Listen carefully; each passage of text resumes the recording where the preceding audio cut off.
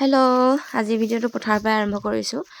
আহিলোঁ পথাৰলৈ বুলি মা আৰু বাবা আগতীয়াকৈ আহিল আৰু আমি আহি আছোঁ এতিয়া বাইকতে। বস্তু এটা এৰি থৈ আহিছিল, সেইটো কাৰণে আকৌ ছোৱালী দেউতাকে আনিবলৈ বুলি ঘূৰি গ'ল। আৰু এইখিনি হৈছে আমাৰ বৰ্তাহঁতৰ আলু খেতি, আৰু মাজতে ৰঙালাওবিলাকো ডাঙৰ হৈছে ধুনীয়াকৈ। আৰু ওচৰতে চাওক ইমান ধুনীয়াকৈ সৰিয়হবোৰ ফুল ফুলি আছে। ভাবিলোঁ অলপ আপোনালোককো দেখাওঁ। আৰু পাই গ'লোহি আমাৰ পথাৰ। এয়া মায়ে ঔষধ স্প্ৰে কৰি আছে আৰু লগত বাবাও ঔষধ স্প্ৰে কৰি আছে। আমিও আহিছিলোঁ ঔষধ স্প্ৰে কৰিম বুলি, কিন্তু প্ৰায় শেষে কৰিলে। সেইটো কাৰণে মায়ে ক'লে যে আকৌ ঔষধ চুব নালাগে, 2-3 বাতিমান আছে, আমিয়ে মাৰিম বুলি। আৰু এইয়া বাবাই ঔষধ ভৰাই আছেগৈ গৈ, আৰু এইফালে মায়ে ঔষধ মাৰি আছে। গোটেই পথাৰখন ইমান ধুনীয়া লাগিছে, হালধীয়া সৰিয়হ ফুল আৰু সেউজীয়াকৈ আলু ৰঙালাওবোৰ ডাঙৰ হৈছে। এইখিনি কেইপাতিমানহে আছে, কৈছিলোঁ নহয়, মায়ে কৈছে যে কেইপাতিমানহে থাকিল মাৰিবলৈ বুলি। আৰু সেইয়া মূৰৰ পৰা মায়ে ঔষধ মাৰি থকা এই মূৰলৈ আমাৰ আলু। আৰু ৰঙালাও গছবোৰো লাহে লাহে ডাঙৰ হৈছে, বিশেষকৈ বৰষুণ নাই, সেইটো কাৰণে গছবোৰ সিমান ডাঙৰ হ'ব পৰা নাই ৰঙালাওবোৰ। আৰু আলুবোৰো এবাৰ কি হ'ব ঠিক নাই, আৰু বহুত দিন বৰষুণ পোৱাই নাই। একেবাৰে মূৰলৈ যাবলৈ মন নগ'ল, আৰু ৰ'দটো প্ৰায় গৰম দিনৰ নিচিনাকৈ ধৰিছে। একদম সময় এতিয়া 12টা বাজিব হৈছে, আৰু একদম চোকা ৰ'দ হৈ আছে যিহেতু পথাৰ। আৰু মায়েও ঔষধ মাৰি শেষ কৰিলে। আৰু মই যিহেতু চাহ লৈ আনিছিলোঁ ঘৰৰ পৰা, চাহো খাবৰ কাৰণে মাতিলোঁ। আৰু ওচৰতে সৰিয়হখিনি ফুলি আছিল যে ইমান ধুনীয়াকৈ, মানে তাৰো অলপ ভিডিঅ' কৰি দিছোঁ, লগতে দুকপিমান ফটোও মাৰি লৈছোঁ। হালধীয়াৰ মাজত নিজেও অলপ হালধীয়াজনী হৈ গৈছোঁ। মাতটো শুনি ধৰিব পাৰিছে চাগে, কাহ চৰ্দি হৈছিল, একদম ভাল নোহোৱাই হ'ল, কি হ'ল জানো। আৰু এয়া বাবাই একেবাৰে শেষৰ পাতি ঔষধ মাৰি আছে। আৰু এইবোৰ ৰঙালাও গছবোৰ দেখিছে নহয়, যেতিয়া লাগিব তেতিয়া ছিঙি ভাল লাগিব, কিন্তু এতিয়া সৰু সৰু হৈ আছে। একদম দুপৰীয়া সময় নিজান হৈ আছে, তাতে হালধীয়া আৰু সেউজীয়াৰ মাজত নিজকে কিবা এটা ভাল লাগি গৈছে। কিমান ধুনীয়া পৰিৱেশ হৈ আছে চাওকচোন, কেউফালে হালধীয়া আৰু সৰিয়হ ফুল। যিহেতু ঔষধ মাৰিবৰ কাৰণে মানুহ হাজিৰালৈ বিচাৰিলেও পোৱা নাযায়, সেইটো কাৰণে মা আৰু বাবাই যিমান পাৰে নিজে কৰে।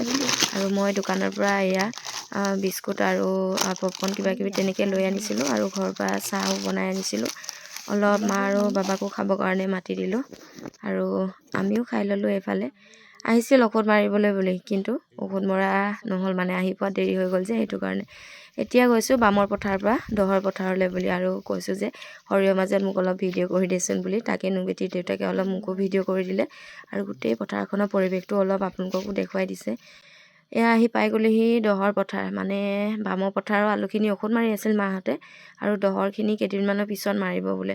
মই কৈছিলোঁ পাৰে যদি আজিয়ে মাৰি দিয়ক বুলি, কিন্তু মাৰিব হোৱা নাই বুলি ক'লে বাবাই। সেইটো কাৰণে দহৰ আলুখিনি এতিয়া ঔষধ মৰা হোৱা নাই। আৰু এইখিনি হৈছে দহৰ আলু। দহৰ পথাৰলৈ অহাৰ কাৰণটো হৈছে জিলমিল শাক ছিঙিবৰ কাৰণে। এয়া দেখিছে কোমলীয়াকৈ ওলাই আছে, ইমান ধুনীয়া হৈ আছে। তাকে অলপমান 2 মুঠিমান ছিঙি লৈছোঁ। এয়া মাছ আৰু টেঙাৰ লগত খাবলৈ খুবেই ভাল হ'ব। মই হ'লে ইমান এটা খাই ভাল নাপাওঁ, কিন্তু ভাজিলে অলপমান ভাল লাগে, সেইকাৰণে অলপমান ছিঙিছোঁ, বেছি নহয়।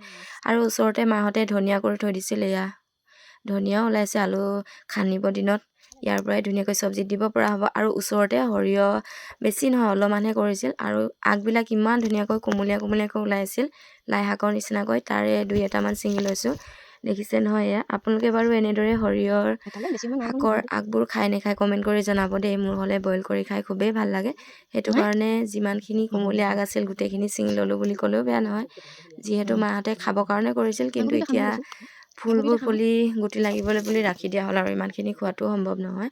আৰু এইফালে মায়েও ছিঙি আছে জিলমিল শাক, আৰু মই জিলমিল সিমান নিছিঙিলোৱে, সৰিয়হ শাক 2ডালমান ছিঙিলোঁ। আৰু এইখিনিয়ে হৈছে দহৰ আলুখিনিও সিমান এটা বেয়া হোৱা নাই, ভালেই হৈছে। আলুবোৰতো ভালেই হৈছে, কিন্তু গুটি বা কিমান যাব। ওচৰতে এয়া বগা নহৰু কৰি থৈ দিছে, ৰঙা পিঁয়াজো কৰা হৈছে, কিন্তু এমূৰেহে বগা নহৰুখিনি কৰিছে, আৰু ইমূৰে মানে ৰঙা পিঁয়াজখিনি কৰি থৈ দিছে। বগা নহৰুখিনিও ধুনীয়া হৈছে বাৰু। আৰু ওচৰতে আছে এয়া গাজৰ, লগতে গাজৰো অলপমান দি দিছে। আৰু এইফালে আকৌ ধুনীয়াকৈ জিলমিলখিনি দেখিলোঁ, তাৰে অলপমান ছিঙি দিছোঁ। মই নাখালে কি হ'ব, ঘৰত মাহঁতেতো খাব পাৰিব ন, সেইটো কাৰণে 2-এডাল ছিঙি দিছোঁ। কোমলীয়া হৈ ধুনীয়াকৈ ওলাই আছে। আৰু এইফালে আমাৰ নবেটিৰ দেউতাকেও একদম ছিঙি লৈছে, জিলমিল ছিঙি হৈ গ'ল, প্ৰায় এমোনামানেই হ'ল বুলি ক'ব পাৰি। আৰু এয়া হৈছে পিঁয়াজ, লোকেল পিঁয়াজ যে ঘৰুৱা পিঁয়াজ আৰু বোলে ৰঙা পিঁয়াজটো এনেদৰে মাজত কি ফালি পিনি মাটিৰ দলিচৰ পৰা দি দিছে তেতিয়া বোলে ডাঙৰ হয় নে কি হয় বুলি কৈছে হয় আৰু মই সিমান এটা নাজানো এয়া দেখিছে নহয় পিঁয়াজৰ মাজত এনেদৰে মাটিৰ চপৰা দি দিছে তেতিয়া বোলে পিঁয়াজবোৰ ডাঙৰকৈ যায় আপোনালোকৰ ফালে এনেদৰে কৰে নাই যদি কৰে কমেণ্ট কৰি নিশ্চয় জনাব চব্জি ছিঙি হৈ গ'ল আলু ঔষধ মাৰি হৈ গ'ল আৰু আমি এতিয়া যাবলৈ ওলাইছোঁ ঘৰলৈ শেষত ধন্যবাদ দেই ভিডিঅ'টো চোৱাৰ বাবে আজিলৈ ইমানেই বাই বাই